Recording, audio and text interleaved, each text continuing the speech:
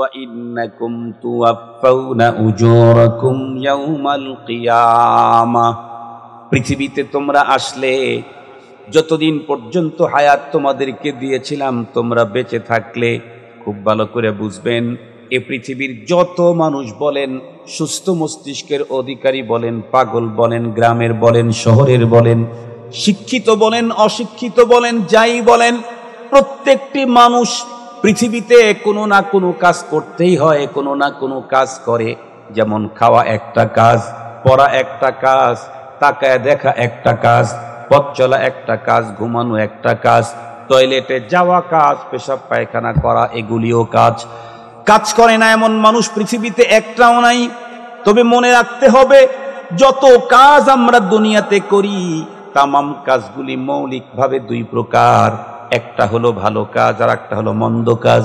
একটা হলো নেকির কাজ আর একটা হলো গুনার কাজ। একটা হলো কল্যাণের কাজ আর একটা হলো অকল্যাণের কাজ। ভালো করে বুঝবেন, যে ব্যক্তি ভালো কাজ করে, নেকির কাজ করে, কল্যাণের কাজ করে, এর বিনিময়ে আল্লাহ পাক রব্বুল আলামিন তাদেরকে দুনিয়ার জীবনে সুখ দেয়, শান্তি দেয়। আল্লাহ পাক তাদেরকে চাইন দেয়, ইতমিনান দেয়, অন্তরের প্রশান্তি দান করে। আর যারা পৃথিবীর মধ্যে অপরাধের কাজ করে, গুনার কাজ করে, গুনাহের কারণে এই পৃথিবীতেও অনেক বন্ধুরা আমার মানুষকে লাঞ্ছনা নিতে হয়। তবে রব্বে কারীম এক সাংঘাতিক মেসেজ আমাদেরকে জানায়া দিলেন। কোরআনে হাকিমের এই আয়াতের দ্বিতীয় মেসেজ হলো, ওয়াইল্লাকুম তুওয়াফাউনা উজুরাকুম ইয়াউমাল কিয়ামা। তোমরা নেক কাজ করে দুনিয়াতে ভালো অবস্থায় আছো, সম্মানের সঙ্গে আছো, এটা তোমার ভালো কাজের প্রতিদান। অপরাধ করেছো, গুনাহ করেছো, কারো সম্পদ অথবা সম্মানের উপরে হানা দিয়েছিলে, লোকেরা ধরে ফেলেছে, মাথা নাড়া করে অসম্মানী করে দিয়েছে, জুতার মালা তোমার গলার ভিতরে পরায়া দিয়া রাস্তায় রাস্তায় তোমাকে অসম্মানী করেছে, এগুলি গুনাহের প্রায়শ্চিত্ত। এগুলি দুনিয়াতে অনেক মানুষ গুনাহের কারণে তার শাস্তি হয়। কিন্তু রব্বে কারীম এই আয়াতে বললেন, তোমার নেক কাজ বলো আর বদ কাজ বলো, উভয়টার পরিপূর্ণ পাওনা তোমাকে দেওয়া হবে কিয়ামতে। তার মানে আমি যত ভালো কাজ করেছি, এর কারণে আমি দুনিয়াতে যা ভালো কিছু পেয়েছি, এটা আমার ফাইনাল পাওনা না, এটা আমার পরিপূর্ণ পাওনা না। আমি অপরাধের কাজ করেছি, এজন্য দুনিয়াতে অনেক লাঞ্ছিত হয়েছি বলে এটাও আমার অপরাধের পুরোপুরি পাওনা না। মুসলমান ভাইরারি আমার খুব ভালো করে বুঝবেন, আল্লাহর কোরআন থেকেই বলি, আল্লাহ পাক বলেন, ওয়ালা নুযীকান্নাহুম মিনাল আযাবিল আদনা দুনাল আযাবিল আকবারি লাআল্লাহুম ইয়ারজিউন। আল্লাহ পাক বলেন, অপরাধীদেরকে দুনিয়াতে আমি শাস্তি দেই, এটা হলো আযাবে আদনা, সিম্পল শাস্তি, ফাইনাল আর পুরাপুরি হবে পরপারে। খুব ভালো করে বুঝবেন, যেহেতু ভালো কাজের ভালো কিছু দুনিয়াতেও পাওয়া যায়, আর পুরাপুরি পাওনা আল্লাহ পাক পরপারে আমাকে দান করবেন। মন্দ কাজের প্রায়শ্চিত্ত দুনিয়াতেই ভোগ করতে হয়, মরণের পরে ফাইনালটা দেওয়া হবে। সঙ্গত কারণেই আমি এই পৃথিবীতে থাকতে এমন কাজ করা যাবে না যে কাজের কারণে দুনিয়াতেও লাঞ্ছনা, পরপারেও আযাব। এ কাজ আমি করতে যাব না। তবে মজার কথা হলো, ভালো কোনটা আর মন্দ কোনটা, এটা একটা বিষয় আছে। আপনি যদি ভাবেন গবেষণা করে যে কাজটা মনে হয় ভালো, না না, ওই ভালোর কথা এখানে বলা হয় নাই। আপনি যদি খুব থিসিস করলেন, পণ্ডিতি করলেন, বললেন এ কাজ তো ভালো, আমি তো ভালো কাজই করছি, এটা বলা হয় নাই। বরং ভালো আর মন্দ আমার বিবেকের মানদণ্ডে না, আমার নেতার মানদণ্ডে না, আমার পীরের মানদণ্ডে না, পৃথিবীর কোন আবিষ্কারকের মানদণ্ডে ভালো মন্দর কথা বলা হচ্ছে না। এখানে ভালো আর মন্দ বলতে তাকেই বোঝানো হচ্ছে যেটা কোরআন ভালো বলেছে সেটা ভালো, যেটা ইসলাম ভালো বলেছে সেটা ভালো। আমার নেতায় যদি বলে ভালো কাজ, কিন্তু কোরআন বলেছে এটা জায়েজ নাই, তাহলে এটা জীবনেও ভালো কাজ হতে পারে না। আপনাদেরকে সহজে বুঝবার জন্য একটা মিসাল দিলে বুঝবেন। একটা সময় আমাদের দেশে গভর্নমেন্ট পাবলিকের কাছ থেকে ধান নিত না, পাবলিকের কাছ থেকে ধান নিত না একটা সময়। যারা এই কি বলে এলাকার প্রতিনিধি, জনপ্রতিনিধি যারা ছিল, তাদের সাথে যাদের সম্পর্ক থাকতো, তারা বলতো, ভাই আমারে 100 মণ ধান একটু দেওয়ার ব্যবস্থা করে দিন। কেন? বাজারে যদি 500 হয়, গভর্নমেন্ট দিত 800 টাকা। এই জন্য সবাই ধান দেওয়ার চেষ্টা করত। তো হয়তো কোনো একজন মানুষ পেয়ে গেছে, তো সে এখন ধান দিবে। কিন্তু আমরা শুনেছি ধান যে নিত মেশিন দিয়ে চেক করে নিত, এটা স্বাভাবিক।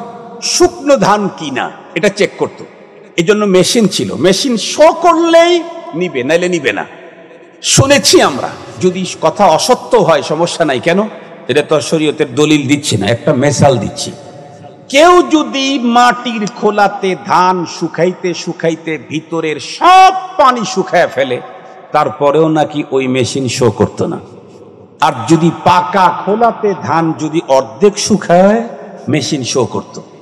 এখন যেই ব্যক্তি কি বলে মাটির খোলাতে ধান শুকাইতে শুকাইতে কিচ্ছু নাই, ভিতরে পানি টানি শেষ করে দিয়ে গেছে, ওর চাস্তো ভাই অর্ধেক শুকায় নিয়ে গেছে, কিন্তু মেশিন চাস্তো ভাইয়েরটা শো করছে, ওরটা শো করে নাই। ও যদি এখন বক্তব্য দেয়, হ্যাঁ আমার চাস্তো ভাইয়েরটা তো অর্ধেকই শুকায় নাই, 2 দিন 2 ঘন্টা করে দিয়েছে, আর আমি 6 মাস প্রতিদিন দিয়ে শুকায় নিয়ে আসছি, তারপরও বলেন তো দেখি ওরটা কি নিবে? আরো জোরে বলেন। কেন বলবে? এই মিয়া, টাকা দেব আমি, আমার কাছে কোনটা শুকনা সেটা আমি নেব, তোমার শুকনা আমি নেব না। টাকা আমি দেব, আমার মানদণ্ডে যেটা শুকনা সেটা আমি নেব। তাহলে গভর্নমেন্টের কাছে মাল দিতে চাইলে গভর্নমেন্টের মানদণ্ডে যেটা শুকনা সেটা হতে হয়। ভালো কাজ করে পরপারে আল্লাহর কাছ থেকে যদি প্রতিদান পেতে চাই, নেতা আর আবিষ্কারক আর পীর আর গবেষক আর পণ্ডিতের ভালো দিয়ে চলবে না, ইসলাম যেটা ভালো বলেছে সেই ভালো হতে হবে, কোরআন যেটা ভালো বলেছে সেই ভালো হতে হবে। মুসলমান ভাইরাই আমার কথা ভালো করে বুঝবেন। তাহলে আমি পৃথিবীতে ভালো করি আর মন্দ করি, এর পুরাপুরি পাওনা পাবো পরপারে। আল্লাহ পাক রব্বুল আলামিন 3 নম্বরের মেসেজ দিলেন, তুমি পরপারে যাওয়ার পর তুমি যে পাওনাটা পাইলা, এই পাওনা পাওয়ার পরে তোমার কন্ডিশন যদি এমন হয়, ফামান যুহজিহা আনিন নারি ওয়া উদখিলাল জান্নাতা ফাকাদ ফাজ। আল্লাহু আকবার। আল্লাহ পাক বলেন, সুতরাং যেই ব্যক্তি পরপারে জাহান্নাম থেকে মুক্তি পেয়ে জান্নাতে ঢুকে যাবে, আল্লাহ বলেন সেই লোকটা হলো সফল কাম আর সার্থক হলো। আলহামদুলিল্লাহ, আল্লাহু আকবার। এই পৃথিবীর গাড়ি বাড়ি দিয়া সফলতার চূড়ান্ত ফয়সালা হবে না, এই পৃথিবীর চেয়ার আর পাওয়ার দিয়ে সফলতার চূড়ান্ত ফয়সালা হবে না। এই পৃথিবীতে চূড়ান্ত ফয়সালা সফলতার নাই। ক্ষণস্থায়ী জীবন, 80, 90, 100, 150 বছরের জীবনের সফলতা কোনো সফলতাই না।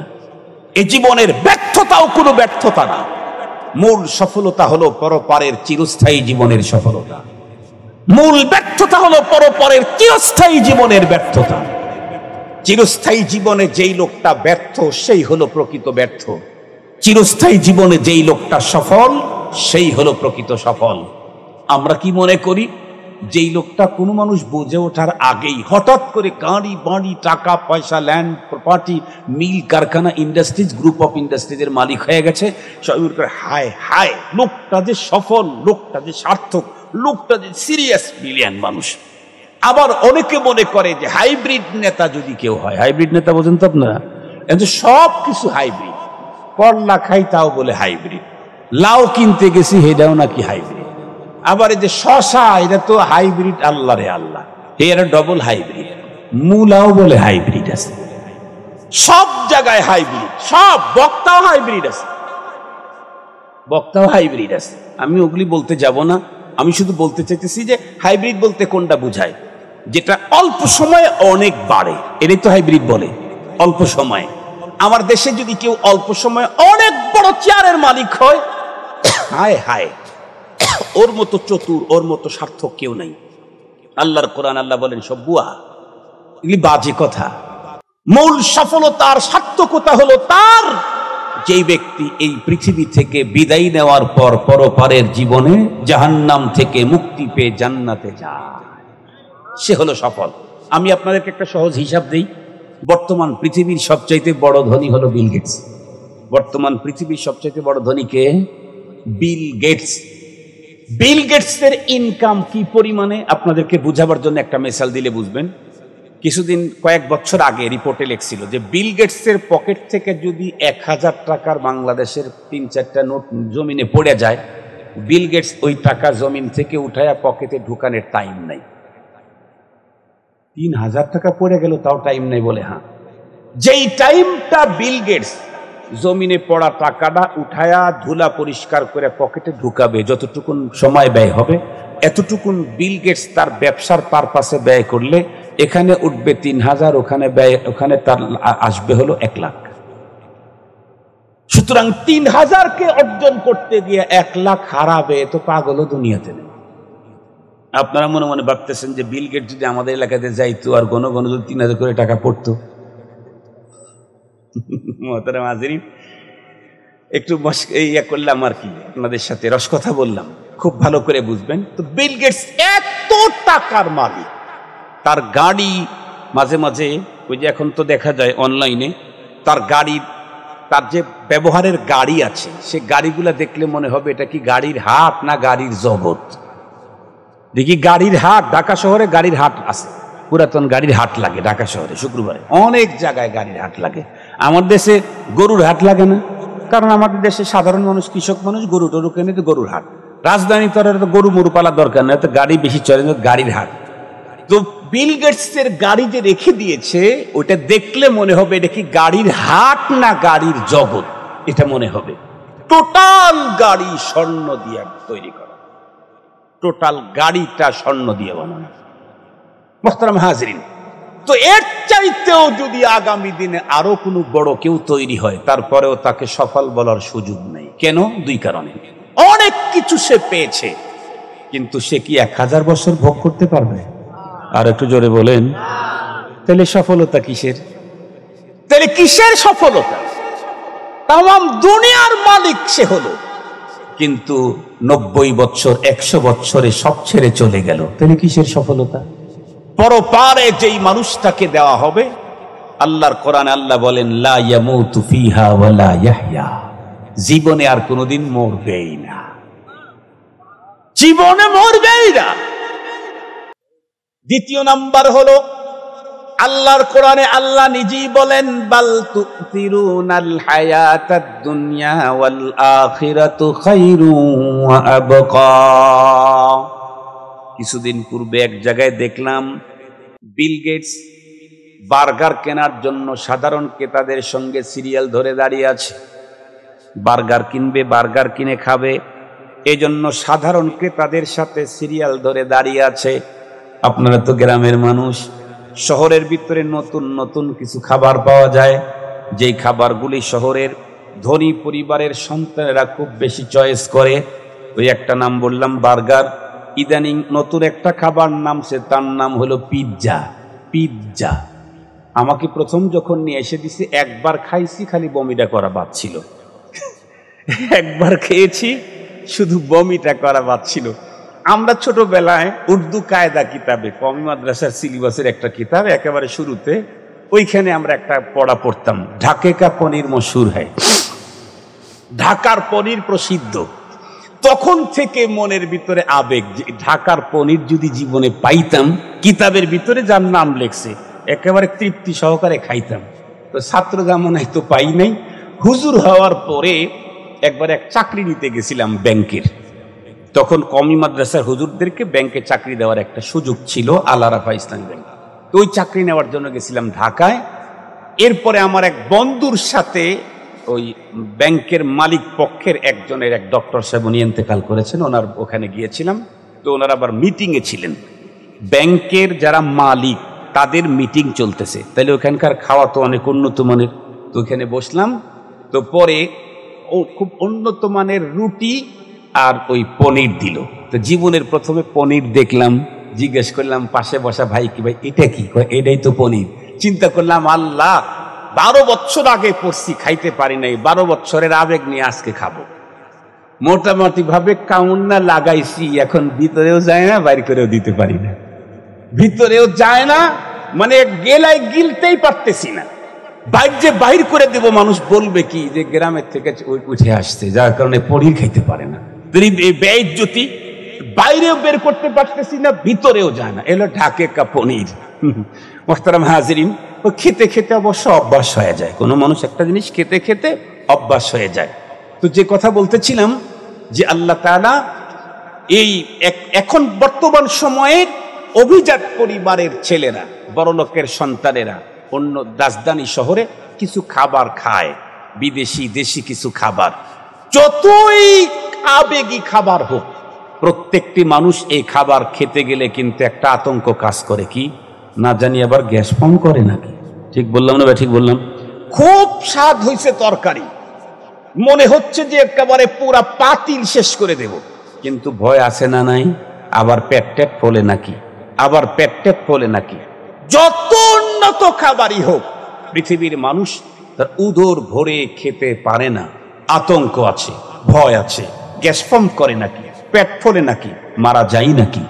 এই জন্য পৃথিবীর যত ভালো কিছু দেখি একটাও পরিপূর্ণ ভালো না, এবং পৃথিবীটা একটাও স্থায়ী না। পৃথিবী এবং পৃথিবীর সবকিছু হলো অস্থায়ী। আল্লাহ বলেন, বাল তুথিরুনাল হায়াতাদ দুনিয়া ওয়াল আখিরাতু খায়র ওয়া আবকা। পৃথিবীর এই হায়াতকে তুমি প্রাধান্য দিচ্ছ, অথচ এটা হলো অসুন্দর, অস্থায়ী, আর আখিরাত হলো অতি সুন্দর, চিরস্থায়ী। আখিরাত কথা বলেন অতি সুন্দর, চিরস্থায়ী। মুসলমান ভাইরা রে, আমার কথা ভালো করে বুঝবেন। তাহলে রব্বুল আলামিন কি বললেন? পরপারে যেই মানুষটা জাহান্নাম থেকে মুক্তি পেয়ে জান্নাতে ঢুকে গেল, সেই লোকটাই সফল কাম, সফল হলো।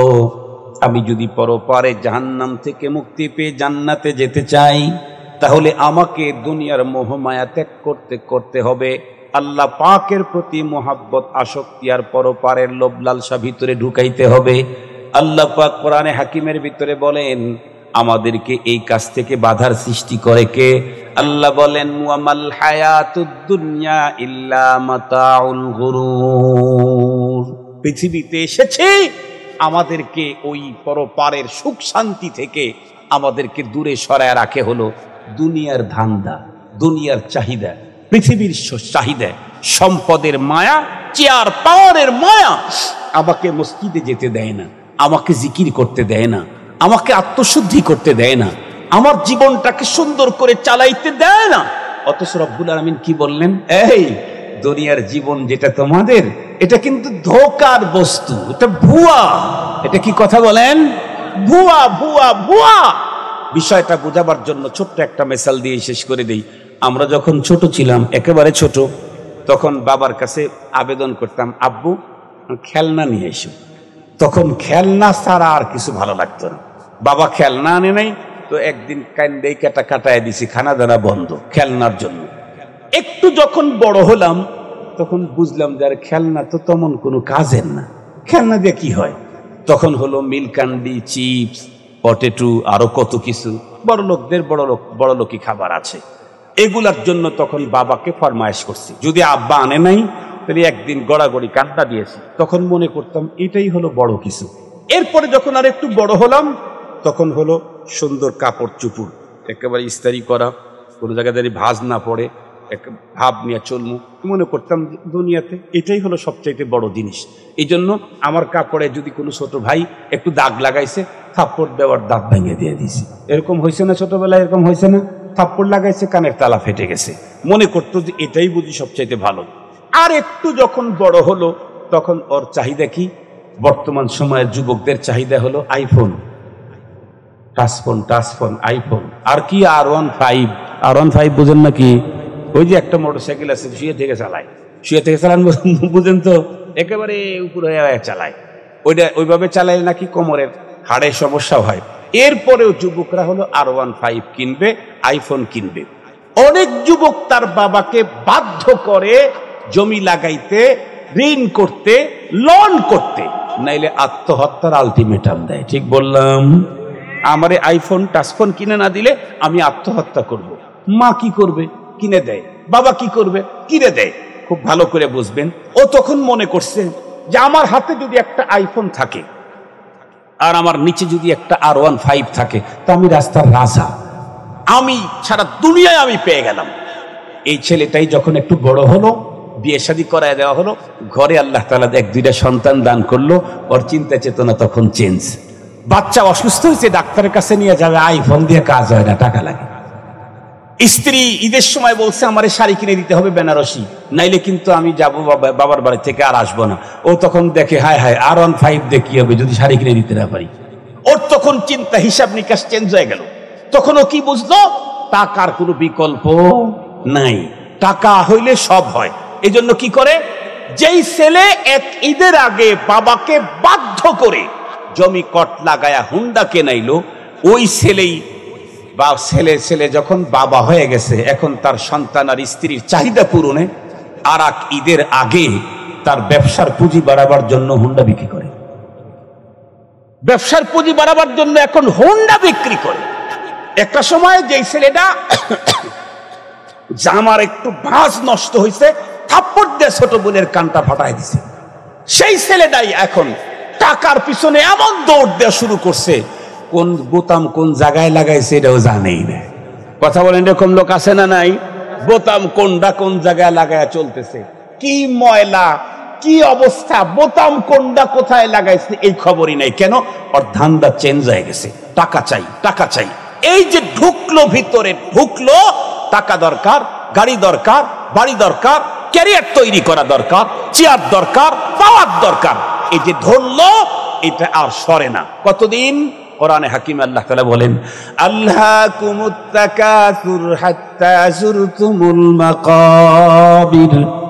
টাকার ধান্দা যখন ধরে ফেলছে, গাড়ি বাড়ি, এরপরে চেয়ার আর পাওয়ারের নিশা যখন ধরে ফেলছে, চলতে চলতে চলতে চেয়ারের পিছনে চলছে। ৭৫ বছর পার হয়ে গেছে, কয় ক্ষমতা আমার চাই। ৮০ বছর পার হয়ে গেছে, এখনো এমপির নমিনেশনের জন্য কোটি কোটি টাকা নিয়ে পার্টি অফিসে বসে থাকে। কথা বলেন না কেন? এরকম লোক আছে না নাই? ৮০ বছর পার হয়ে গেছে, ৮৫ বছর পার হয়ে গেছে, ৭৫ বছর পার হয়ে গেছে, এরপরে ক্ষমতা চাই, চেয়ার চাই, পাওয়ার চাই, এটা চাই ওটা চাই, এমন ভাবে ধরছে। চলতে চলতে হঠাৎ করে আজরাইলের সাথে দেখা, হঠাৎ আজরাইলের সাথে দেখা। প্রেসিডেন্টের চেয়ারে ছিল, আজরাইলের সাথে দেখা হয়ে গেল। ছিল প্রাইম মিনিস্টারের চেয়ারে, সেখানেই আজরাইলের সঙ্গে দেখা। ছিল সে এমপির চেয়ারে, সেখানেই আজরাইলের সঙ্গে দেখা। আজরাইল যখন ধরে ফেললো, টর্চার সিন যখন শুরু করে দিল, লোকটির তখন সব ধান্দা বন্ধুরা আমার জেহেন থেকে চলে গেল। সে তখন ভাবতো, কিরে, আমি যখন রাস্তায় বের হইতাম ৩০০ হুন্ডা দাঁড়ায় থাকতো, ২০টা গাড়ি সামনের দিকে থাকতো, কত সিকিউরিটি থাকতো। আজকে আমাকে ধরার জন্য ফেরেশতা এসেছে, কোনো নেতা কর্মী কাউকে তো দেখতেছি না, নিজের সন্তানও তেমন কিছু করতে পারতেছে না। তখন তার কাছে মনে হবে কি, সে তখন বলতে থাকবে, এ পর্যন্ত দুনিয়ার যত স্তর পার করে আসছি, ছোটবেলায় মনে করছিলাম খেলনাই আমার জীবনের বড় কিছু, এটা ভুয়া। মনে করেছিলাম মিল্কান্ডি আর চিপস আমার জীবনের বড় কিছু, এটাও কিছুদিন পরে ভুয়া প্রমাণিত হয়েছে। মনে করেছিলাম উন্নত পোশাক পরে বাইরে বের হতে পারলে শরীরটাকে সুন্দর করে সাজায়া এটাই বড় কিছু, এটাও ভুয়া প্রমাণিত হয়েছে। মনে করেছিলাম টাচফোন আর R15 হুন্ডাই জীবনের বড় কিছু, এটাও ভুয়া প্রমাণিত হয়েছে। এখন বন্ধুরা আমার অর্থের পিছনে এমন পড়া পড়ছে, চেয়ার আর পাওয়ারের পিছনে। আজরাইল আলাইহিস সালাম যখন আসছে, চোখটা যখন দাঙ্গা করছে, টর্চার সেল যখন শুরু করছে, ও তখন বুঝে ফেলেছে দুনিয়ার টোটালটাই ভুয়া আর ভুয়া। আল্লাহ পাক রব্বুল আলামিন সূরা আলে ইমরানের 185 নম্বর আয়াতে কারিমাতে ৪র্থ নম্বর মেসেজ আমাদেরকে জানায় দিলেন, ওয়ামাল হায়াতুদ দুনিয়া ইল্লা মাতাউল গুরুর। আমার বান্দা বান্দি, দুনিয়ার এই ৭০, ৮০, ৯০ বছরের যে হায়াত, এটা ধোকার বস্তু, ধোকার বস্তু। ভাবতেছো এটা করতেছি এটা আমার, ভাবতেছো এটা করতেছি ওইটা আমার, ভাবতেছো এটা করতেছি ওইটা আমার, কিচ্ছু তোমার না। মৃত্যুবরণ করার সাথে সাথে অতি অল্প টাইমে তোমাকে কবরে রেখে দিবে, বাবাও মাটি দিবে তোমাকে আড়াল করার জন্য, সন্তানও তোমার মুখের উপরে মাটি দিবে। মিনহা খালাকনাকুম ওয়া ফিহা নুঈদুকুম ওয়া মিনহা নুখরিজুকুম তারাতান উখরা বলে সন্তানও তোমাকে আড়াল করে ফেলবে। বাবা থাকলে বাবাও তোমার মুখে মাটির চাপা দিবে, অন্য লোকেরা কোদাল দিয়ে মাটি চেপে দিবে, তোমাকে রেখে চলে যাবে একদম একা। পরের দিন যদি তোমার আমার সন্তান আমার আপনার কবরের পাশে এসে যদি দাঁড়ায় চোখের পানি ছেড়ে বাবার বিরহ বিচ্ছেদের বেদনায় কাঁদতে থাকে, আল্লাহ না করুক, আল্লাহ না করুক, মুসলিম মা বোনদেরকে বলছি, আল্লাহ না করুক যদি আমার বদ আমলের কারণে, দুনিয়ার মোহের কারণে, অর্থের লিপ্সার কারণে, চেয়ার আর পাওয়ারের মোহের কারণে ভালো কাজ না করে কবরে যদি ঢুকে থাকি, আর তখন যদি আমার কবরে আগুন লাগায়া দেয়, মাত্র 1.5 হাত মাটির উপরে আমার ছেলে দাঁড়ায় আছে, ছেলেও বুঝবে না মা বাবার কবরে আগুন, আমিও নিজ থেকে ছেলেকে বলতে পারবো না আগুন জ্বলছে বাবা, নিভানের ব্যবস্থা করো, এ আবেদন করার সুযোগটুকুনো তখন থাকবে। এই আগুনটুকু নিভাও, আগুন আমাকে আগুনে পোড়ানো হচ্ছে, কথা বলার সুযোগও তখন কথা বলেন থাকবে না। এই জন্যই তো আল্লাহর হাবিব বলেন, এ পৃথিবীর সবচাইতে বড় বুদ্ধিমান কে? আল্লাহর পয়গম্বর বলেন, আল কাইয়িস মান দানা নাফসাহু ওয়া আমিলা লিমা বাদাল মাউত। এই পৃথিবীর ভিতরে সবচাইতে বড় বুদ্ধিমান ওই ব্যক্তি যে ব্যক্তি তার প্রবৃত্তিকে দমন করে।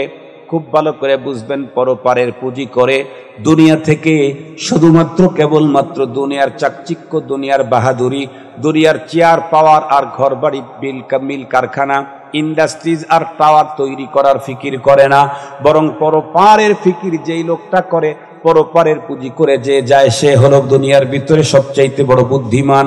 আমার আব্বাজান রহমাতুল্লাহ আলাইহি মাঝে মাঝেই আমাদেরকে ডেকে বলতেন, বাবা দুনিয়াতে ঘর এয়ার কন্ডিশন করার ফিকির করো না, কারণ তুমি ঘরের মধ্যে এসি লাগাইলা কিন্তু কয়দিন থাকতে পারবা তার গ্যারান্টি নাই। কবরের জগতে তোমাকে থাকতে হবে অনন্তকাল। এসি যদি লাগাইতে হয় কবরের মধ্যে লাগাও, এমন আমল করো যে আমলের দ্বারায় তোমার কবরের ভিতরে এসি শুরু হয়ে যাবে। ঘরের মধ্যে এসি লাগাইয়া লাভ নাই, ওই ঘরে থাকার সুযোগ হইতেও পারে, নাও হইতে পারে। মুসলমান আমাদের দেশেও এরকম হাজার হাজার মানুষকে দেখেছি, বাড়ি তৈরি করেছে, একদিনও বাড়িতে উঠতে পারে নাই। বাড়িতে উঠবে এই জন্য বড় বন্ধুরা আমার মেজবানি দিবে, অনেক গরু কিনেছে, অনেক কিছু কিনেছে, কিন্তু নির্ধারিত তারিখের আগেই আল্লাহর বান্দা দুনিয়া থেকে চলে গেছে। হাজার প্রমাণ এমন আছে, খুব ভালো করে বুঝবেন। এই জন্য যতদূর পর্যন্ত মাইকের আওয়াজ যায়, রব্বে কারীমের মেসেজগুলি গভীরভাবে একটু ভাবতে হবে আমাদেরকে। এখন যদি মরে যাই, এখন চক্ষু বন্ধ করলাম, যদি এখন মরণ হয়, বন্ধুরা আমার দেখতে দেখতে সুন্দর চেহারা মাটির ভিতরে খসে পড়বে। 20 বছর পরে যদি আমার সন্তানেরা ভাবে আমাদের পূর্বপুরুষ এত বড় আলেম ছিল, বক্তা ছিল, দেখি কবরটা খনন করে কেমন দেখা যায়, মাটি ছাড়া আর কিচ্ছু খুঁজে পাবে না। এই জন্য মুহতারাম হাজিরিন, আল্লাহ পাক রব্বুল আলামিন তার হাবিব আমাদেরকে বলেছেন, বুদ্ধিমান হলো ওই ব্যক্তি যে ব্যক্তি দুনিয়া থেকে পরপারের পুঁজি করে। আমি যদি আমার পুঁজি না করি, আমার সন্তান আমার জন্য পুঁজি করবে, এটা পাগলামি কথা। আমি আমারটা করলাম না, আমার ছেলে আমার জন্য করবে। এই জন্য আমি আমার আলোচনা এখানেই শেষ করে দিচ্ছি।